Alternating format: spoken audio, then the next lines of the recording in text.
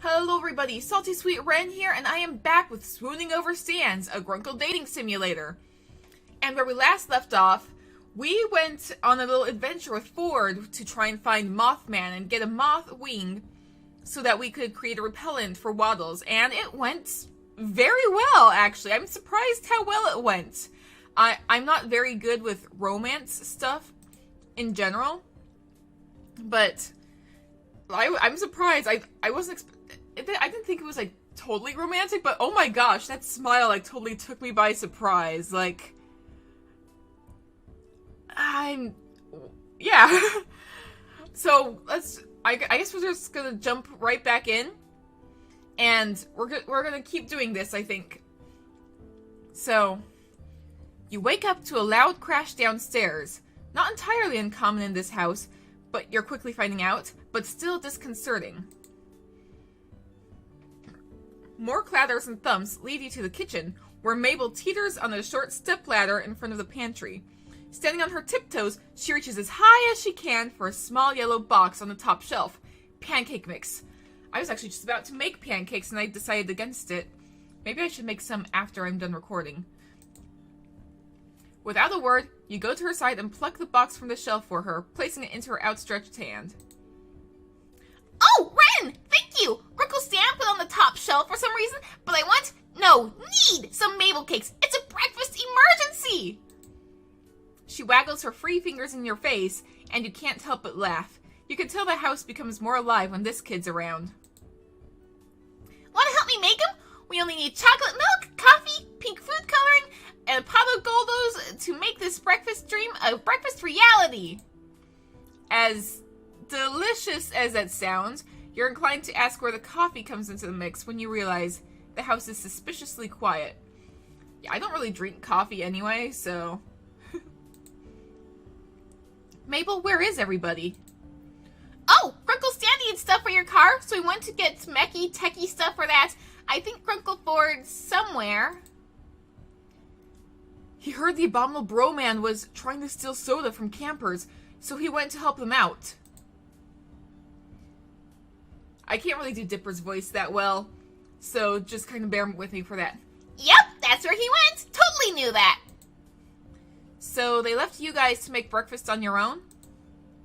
You don't know the family well enough yet to know this is commonplace, so the idea of leaving two teenagers alone to fend for themselves seems fine, if one of the teenagers wasn't Mabel anyway. You still don't know how coffee fits into her Mabel cakes, but now you really don't want to know. Dipper attempts to hide the pancake mix from Mabel while she's grabbing the chocolate milk from the fridge. Apparently he doesn't want to find out either. Look at that awkward face. I kind of agree with him. That did not sound appetizing to me. Mabel, while your Mabel cakes sound absolutely divine, why don't we... Quick, think of something so you don't hurt her feelings. Well, if we go out for breakfast, that sounds like the best idea. I probably wouldn't ask Dipper to cook, so... If there's somewhere we can go out to get breakfast, we should totally save the Mabel cakes till your great uncles get back. I know they wouldn't want to miss them. But I want to perfect my recipe. I have to get better at cooking and baking and stuff so I can survive out there in the world. What if in high school I'll have to bake stuff and people are better than me? Mabel looks very agitated, tugging at her hair with both hands. If I can't make the perfect Mabel cakes, I can't be on Bad Dreams Dining. I gotta impress Gerald Rambone, Ren. It's my destiny. Bad Dreams Dining. I'm trying to figure out what that's supposed to be a parody of. I think Gerald Rambone is supposed to be, what's his name? Gordon Ramsay. I forgot that for a second. But Bad Dreams Dining. I've seen a lot of cooking shows. What is that supposed to be a parody of? Cutthroat Kitchen, maybe? I don't know. That's the first thing that came to mind. But I don't think he's... No, Gordon Ramsay's not on it. There's also Worst Cooks of America, but I don't think she'd want to be on that, so... Quick, Dipper, can you cook? Maybe Dipper can help you make something different? We should save the Mabel cakes for another day. A more special day. But Ren... Oh... Oh no! I upset her. If I made that as a first choice, I don't know which order I should have done, but Mabel, still standing on the stepladder, reaches up and squishes your cheeks together, her wide eyes staring into your soul. Every day is a special day with Mabel Cakes! You glance at Dipper, making a please help me and I'll buy you breakfast face you hope he understands. Yeah, Mabel, I know you want to cook more since you're... becoming an adult! Sure, but don't you think Grunkle Stan and Great Uncle Ford should be here to try them too? And not just me, again.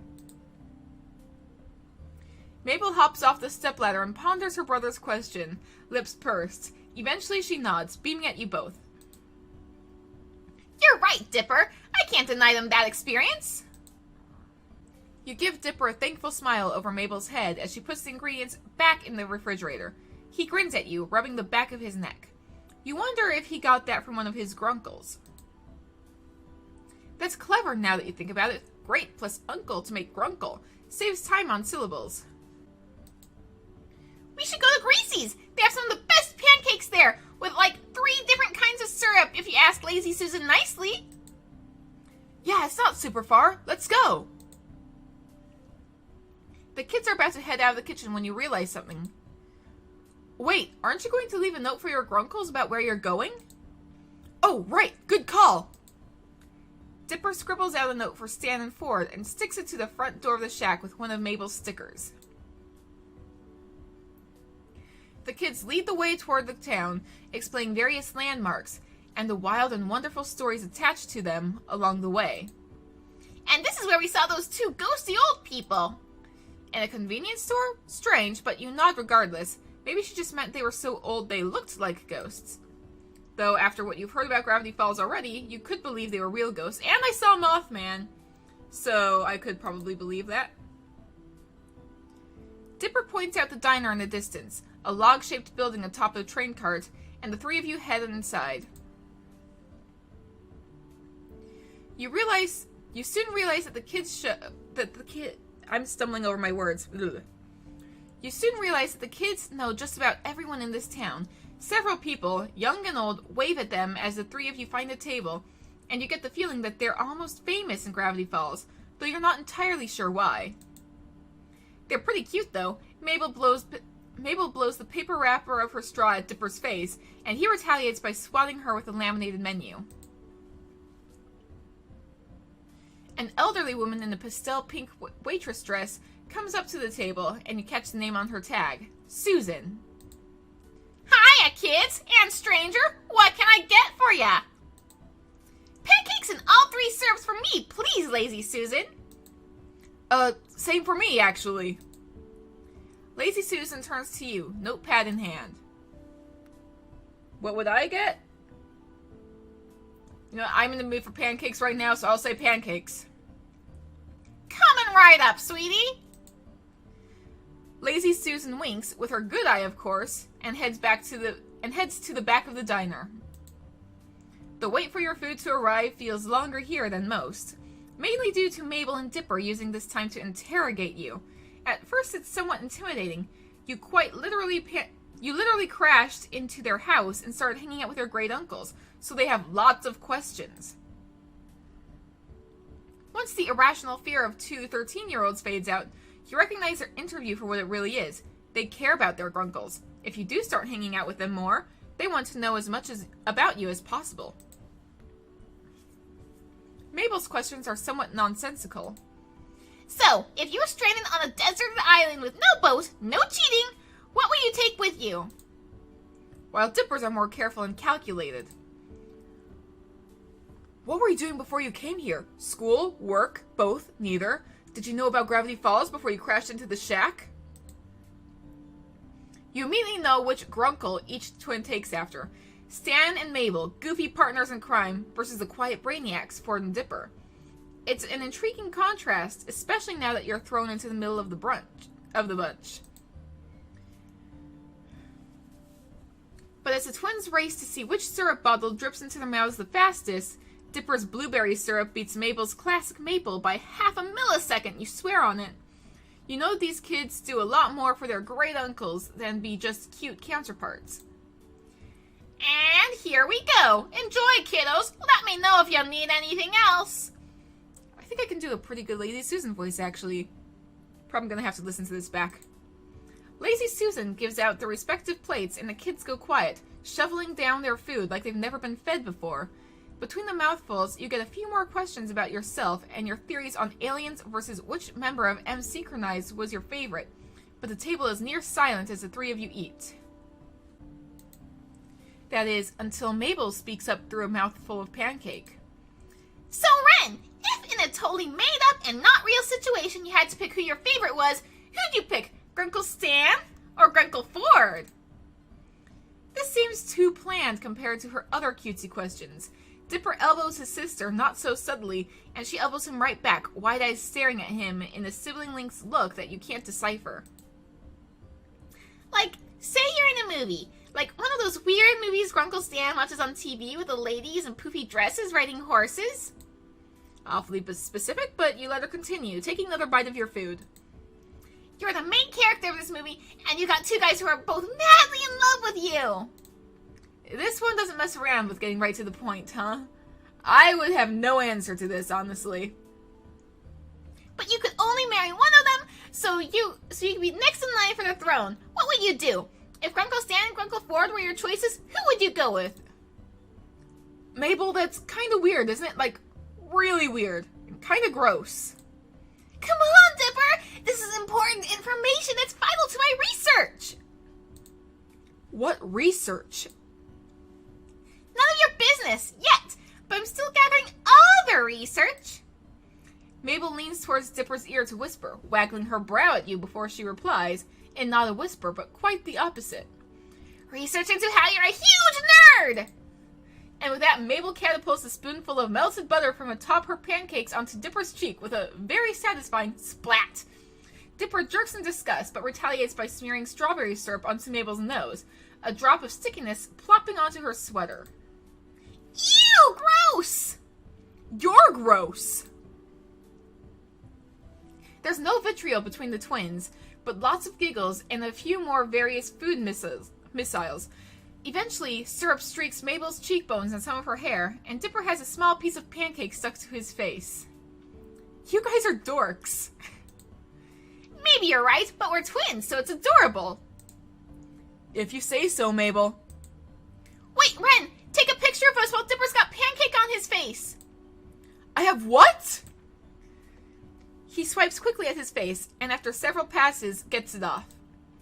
I was trying to get more candid pictures of us. Mabel, you have syrup everywhere. Really? That would have been the perfect photo! Here, let me get it. Your hands are sticky enough.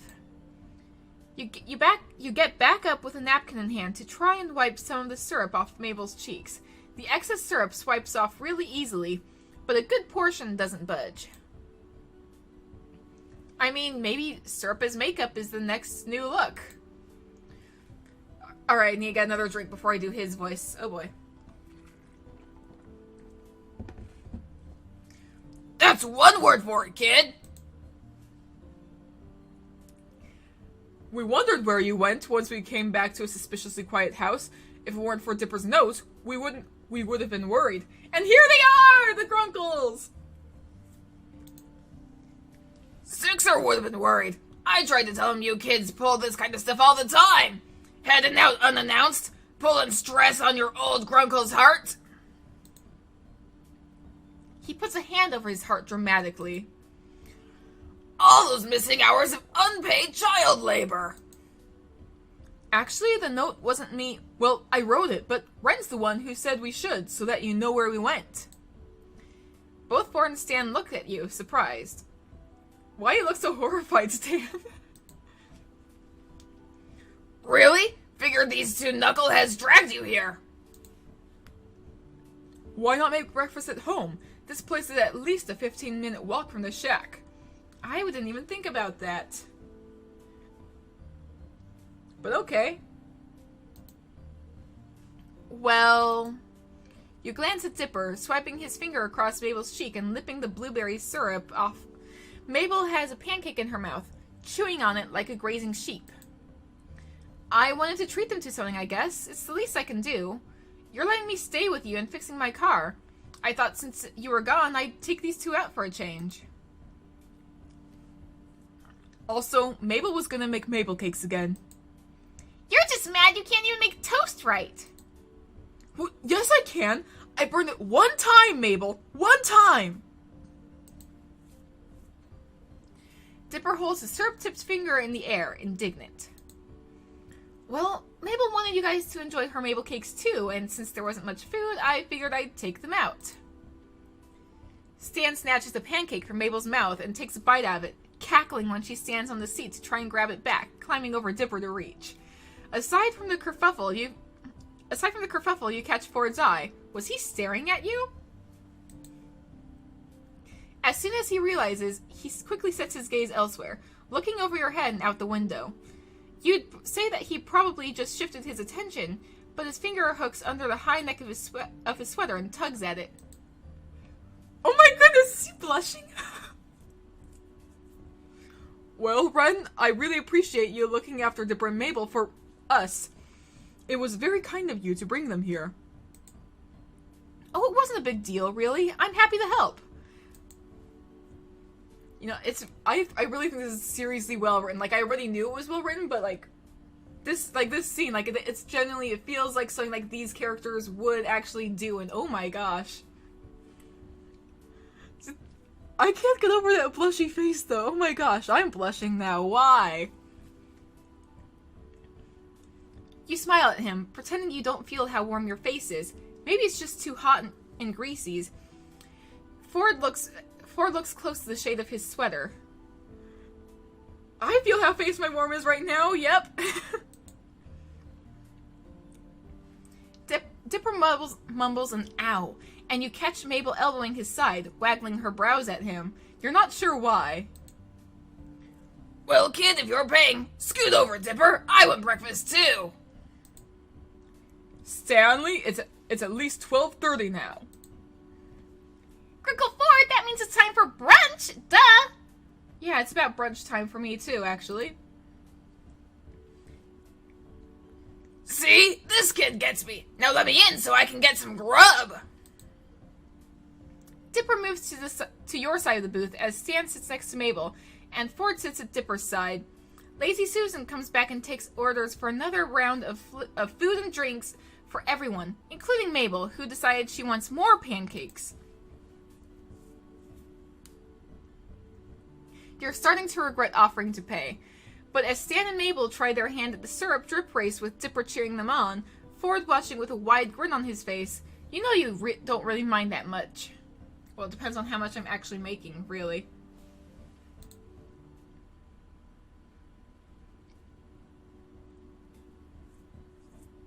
After the expedition to find Mothman, you accompanied Ford on a few other missions, so to speak, examining various birds of the forest, including the questionable stomach-faced duck, who snatched your sandwich and quickly ran off, Ford in hot pursuit. While he didn't find what evidence he needed, something to do with their digestive systems, you both decided the stomach-faced duck flock were questionable. Not as questionable as the question quail, which he shows you from a scanned journal page, but still questionable. You asked why he decided the octopus was too stupid to study, but received a loud groan and too sticky as an answer. Valid point. What does too sticky mean? I'm gonna have to double check that page. All in all, your adventures with Ford have been more enjoyable than you'd expected, and you can't help but hope that you'll get to experience another one with him soon. You walk through the living room, lost in thought about question quails and Ford's journal pages, and narrowly avoid slipping on a sheet of graph paper. Ah! Don't look! Oh, it's you! Dipper peers out over a book that proclaims D.D. and Morty, officially licensed campaign journal. He's sitting on the yellow armchair with crisscrossed legs, barricaded in with books and papers. Wait, are we going to get to play D.D. and Morty? I've been wanting to play Dungeons & Dragons. I still don't know how, but I want to learn. He's got a lap of multicolored dice and a half-dozen chewed pencils strewn across the floor, and one in his mouth. You look down and notice the floor is almost entirely covered in graph paper. Hi? Did you need something? I know it's kinda messy. I should probably clean that up. Dipper looks reluctant to extract himself from his self-constructed fantasy lore prison. Here, I can do it. You look busy.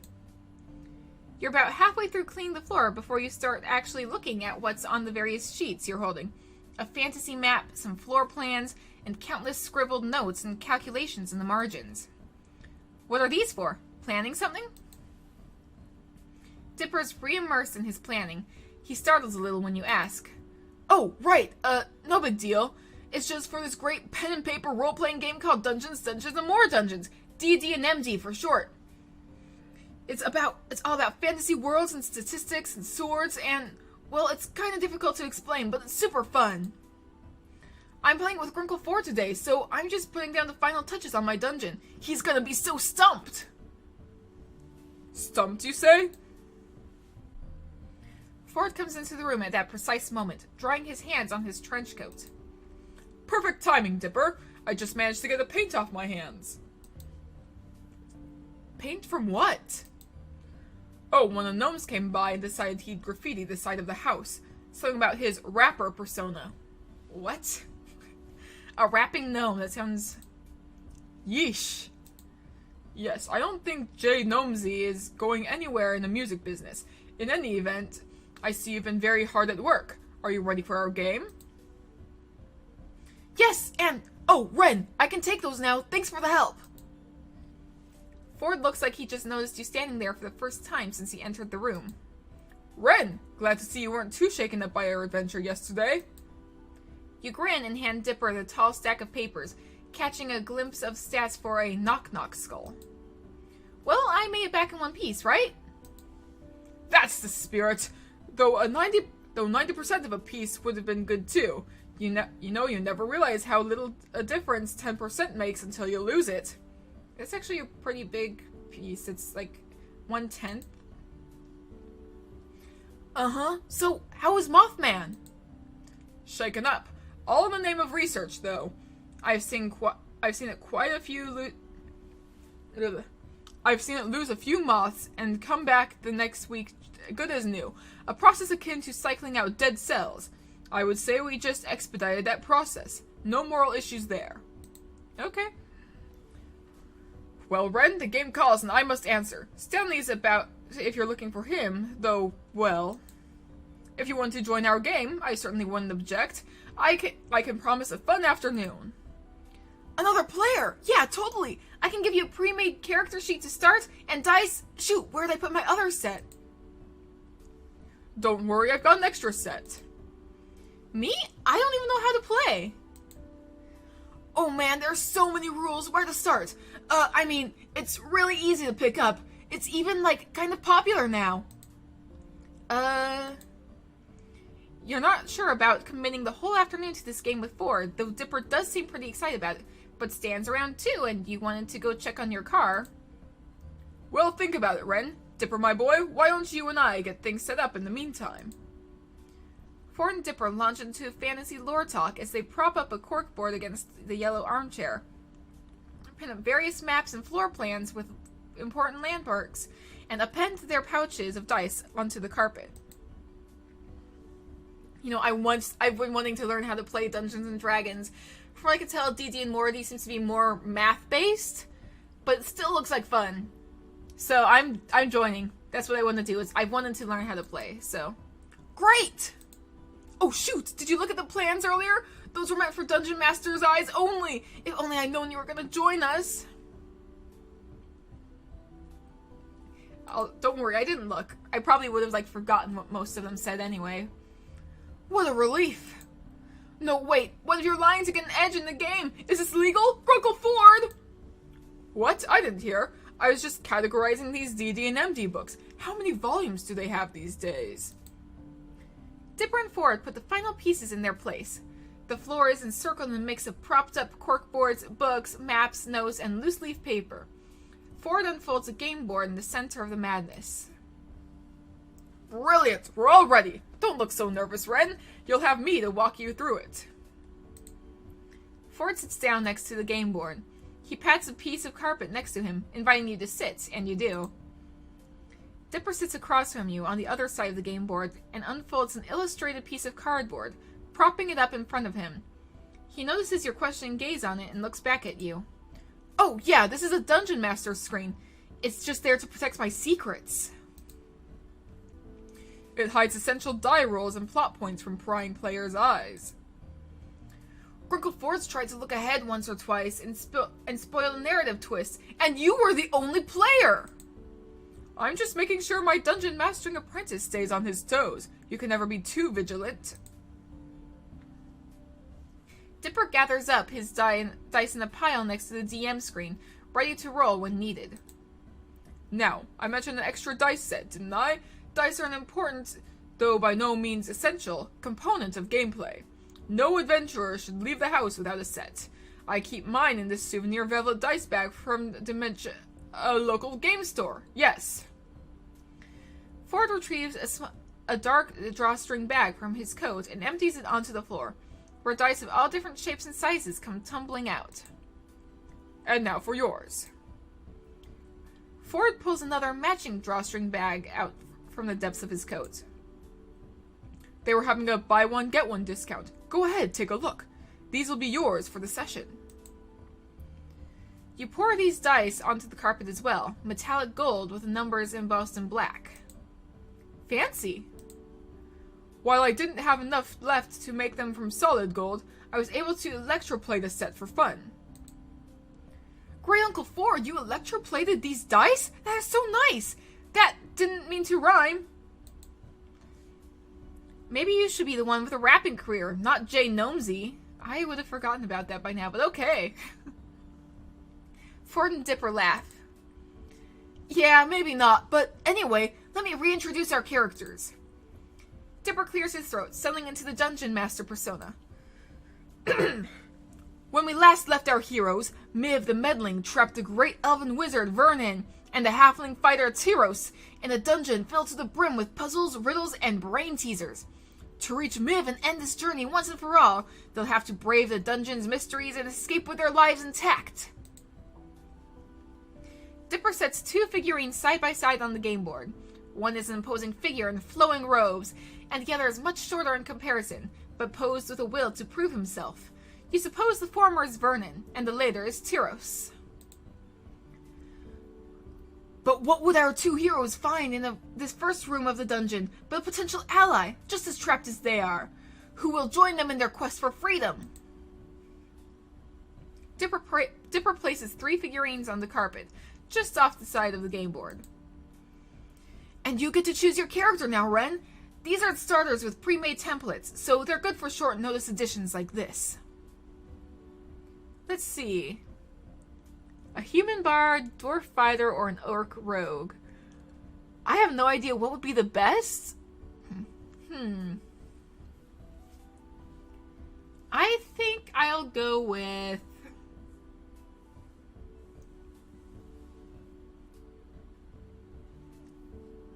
Will this choice affect what Ford thinks of me, or... I think I'll go with the dwarf fighter, I think. Fighters are hardy, brash, and know how to pack a punch. Another fighter, huh? We might need that. Wizards can be kinda squishy. My wizard has extra points in Constitution. You glance at Ford's character sheet and see that while Ford's wizard might be a little buffer than normal, he is a little low on wisdom. Be a dwarf fighter? I'll see what it says about all the characters, actually. Just to see what it says. What does it say about the human bard? Bards use invigorating song to encourage their allies, or the blow of their insults to damage their enemies. I've kind of reevaluated my stance on bards lately. You'll come in handy if we encounter any undead. Will we? Hey, stop trying to play ahead! And what does it say about the orc? Rogues can move about with stealth, and know how to pick both pockets and locks. I think... You know what, the orc... I'm not sure about an orc, but a rogue sounds like something I'd like to try. So he moves my figurine onto the board, besides Vernon and Tyros. Alright, what's their name going to be? Alex, short for Alexandrerios.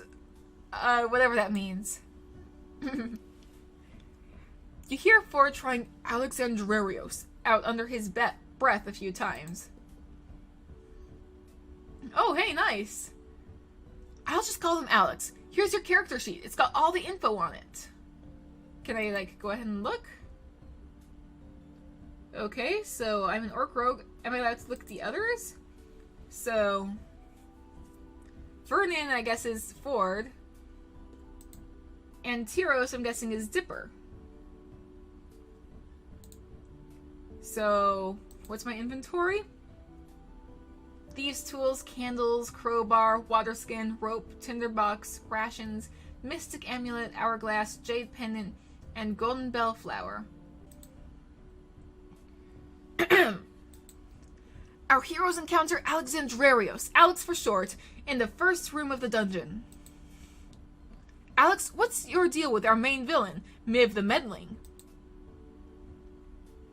Let's see.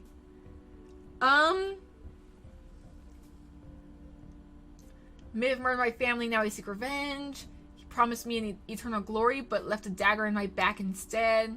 Woke up here with a headache, or Ford help me.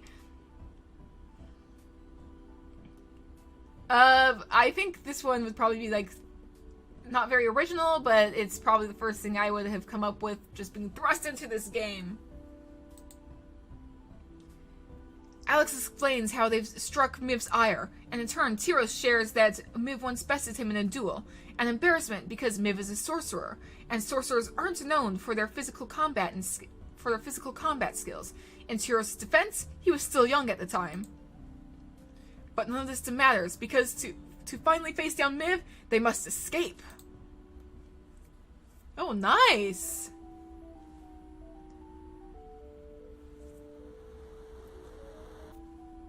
I like this music now. I see the symbol from his fez, mackerel, I think? Shooting star, pine tree. Can I hide this? There's the 6 fingers, okay. And, oh, that's a portal! Oh man, like, there's so many details on this. Wow. Oh my gosh, there's Bill Cipher, another Fez symbol. Wow, okay. I'm just, like, looking at all the details in this. Whoever did the art design for this background, this is amazing. Okay, okay. Proceed with caution, homies. Okay. Behind you is a plain door.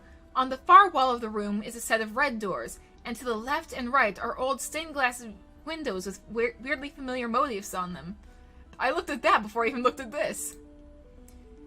Having woken up here with no recollection of getting here at all, you have no way of knowing which door you came in, should go out of, or even what direction you should head in at all. And now you guys decide what you want to do. You might want to look around first. And by that, of course, we mean rolling a die to see if we can notice anything.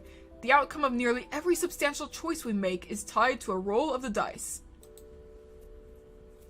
I'll let you choose what to do here, Ren. Then I think I'll take a look around first, just because look at this place. It looks amazing. Ford shows you what to roll for the insight check, and Dipper flips through his notebook, ready to tell you what you see. Huh, nice roll. Tacked to one of the walls of the room is a note that reads, "Proceed with caution, homies." Tyros pockets the note, and in the distance, you hear the faint sound of rushing water. What do you do next? What's the state of the door behind us? It's locked. Ren, here's your chance to do something really cool. You're the only one of us who can pick locks. Here, use the D38 to roll a sleight of hand check to see if you can pick that lock. You roll your D38 for the check. It's a 31. And since you're a rogue with deft hands, you get a +2 to that roll. 33! Nice one. You pick the lock and the door swings open. Brilliant! Let's go this way.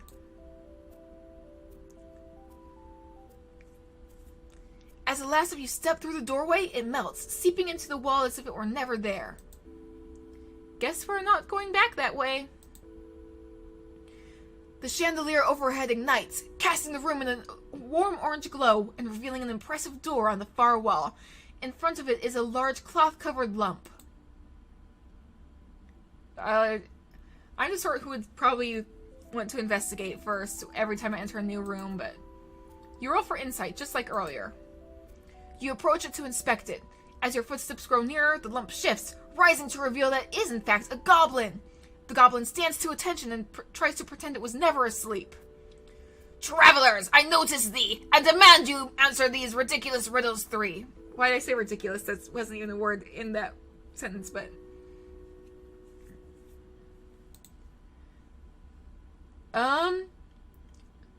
I might be able to figure out the riddles, but... I'll go ahead and try. The goblin reaches into his pocket, pulling out a crumpled piece of paper that he unfolds with care. What has 88 keys but can't open a single door? A piano! Well, should I let Ford do it, or should I? What would be better? I knew it right away, a piano, so I might as well. It's a piano, right? Next, what kinds of keys cannot open doors? I'll let Ford answer the riddle, because that one's a little too obscure, but... A turnkey. And finally, what is the first thing you did on your adventure? Look around? The door is now open to you. Fabulous, homies! The goblin steps aside to let you go through the doorway. And with that, you've cleared my goblin puzzle. Well, a fourth of them anyway. It could have gone so many other ways. Dipper then beams, and you follow his line of sight to realize it's because Ford just gave Dipper an encouraging smile of his own. As soon as you enter this next room, the wall melds over the doorway, sealing you in. Glancing around, the far wall of the room seems to be of a different material and color than the rest, though it could just be the lighting. To the left, you see a rows of keys affixed to the wall.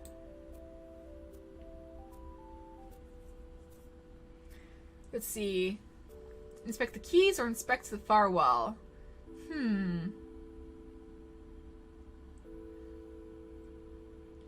What would be a better option for this?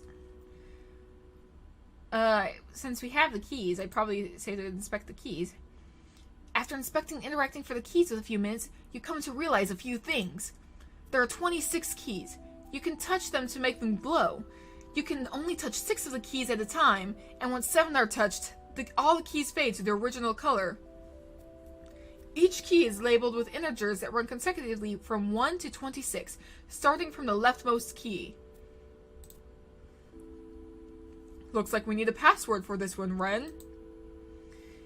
If the puzzle is fair, it must be a word we've already been introduced to. One that stands out. I was thinking like 26, there's 26 letters of the alphabet, and it needs like 6 letters, so... You think back to that first room when Tyros pocketed a note from the first room of the dungeon. What was that word again? Let's see. Homies, right?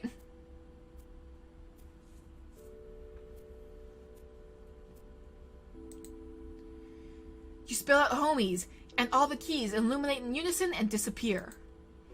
The room rumbles, and you turn around and find a green glass door. Walking up to get a closer look, you see that engraved on this door is a riddle. The door reads, if you go into the green glass door, you can bring a ball but not a bat. You can bring a book, but you can't bring a novel. You can bring coffee but not tea. You can bring letters, but you can't bring numbers. If you wish to pass, you must present an acceptable offering. Let's see. A ball, not a bat. A book, not a novel. Coffee and not tea. Letters but not numbers.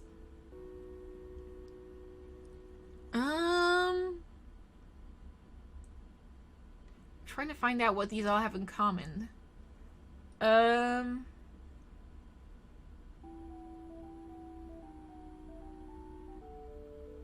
What's in my inventory that I could offer?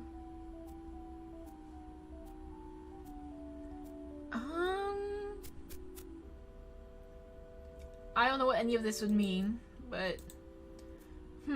Interesting one, Dipper. Let's think. A ball, but not a bat. I think I understand. Ren, what could you bring through the door? Let's see.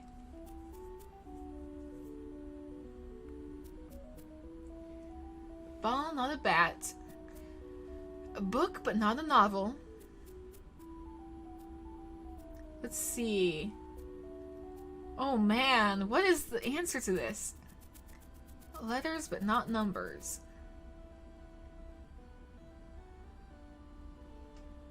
I don't know.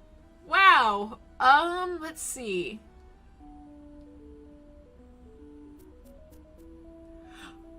Oh! I think I got it. So it's either an hourglass or the golden bell flower, because what these have in common is two letters, like there's two L's, two O's, two F's, and two E's, and there's two T's. So let's see. I think it's an hourglass. That's what I'm gonna go with, is the hourglass. I offer my Baron's Book of Spells. And Tyros offers his cutlass. The door dissolves, letting the party pass through. I knew it. My dad has done my dad has this little game like bread, like butter but not bread, or pepper but not salt. So I'm so glad my dad taught me that game in the past, because I was able to figure it out. While Dipper's flipping through his notebook for the next part in the dungeon, Ford nudges you, holding a hand up for a high 6. That was a nice job, Ren. I'm impressed you got the riddle. Is it hot in here? Or is it just a side effect of the green glass door disintegrating? You high 6 forward, beaming, as Dipper finds the page he needs to continue the game. The green glass door swings open. You go through. To freedom! And there it is, the end of the dungeon. I cut it down a bit on that fly. I didn't want to make it too long. I would have ran a murder mystery I'd planned out for ages, but my test runs have never, gone very well with my focus group. So, what'd you think? Like, I want to know what happens next.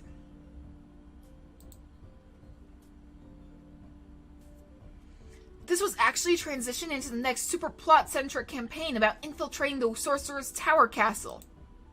Dipper shows you a couple pages of his campaign book, which looks to be filled with various dungeon sketches with realistic physics calculations crowded into every spare space. Well, Dipper, I think you did very well. It's not easy adding in an extra player on short notice like that. I always write it in just in case, not completely, but just a few notes. Ford and Dipper launch into a conversation about dungeon mastering as they clean up the DD and MD setup, returning the game components to their original glossy fantasy box. They're too fast in practice for you to figure out how to help, so you just pick up the dice Ford lent you and return them to their original velvet bag. That was actually really fun. Dipper leaves to put the DD and MD box back upstairs, and then it's just you and Ford.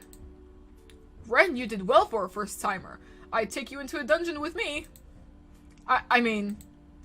Ford gives you an embarrassed smile, but you're already smiling at him yourself. I know what you meant. Thanks, Ford. A call comes from the kitchen, from what sounds like Stan. Haha, well, I'd talk more, but I'd better see what he needs. Ford moves past you, heading toward the kitchen. You suddenly feel the need to hold on to this moment, like you need to say something. Ford? Yes? Now that he's looking at you again, you don't remember what you were going to say. All you say is, here's your set of dice back. Thanks for letting me use it. Ford chuckles, shaking his head.